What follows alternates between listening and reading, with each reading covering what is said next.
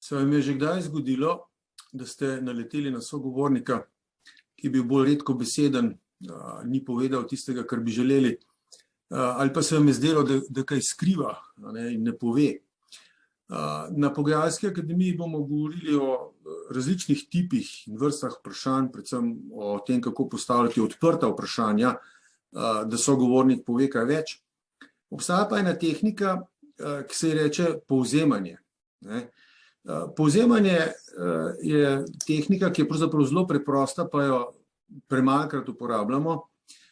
Zgleda pa to tako, da ko sogovornik nekaj pove, ali pa se vam zdi, da tam nekaj bi bilo treba še raziskati, na kratko povzamete bistvo, ali pa celo dobesedno ponovite njegove besede, morda njegove zadnje besede, ali pa tisto, kjer se vam zdi, da se nekaj skriva, ga pogledate v oči in ste potem tiho.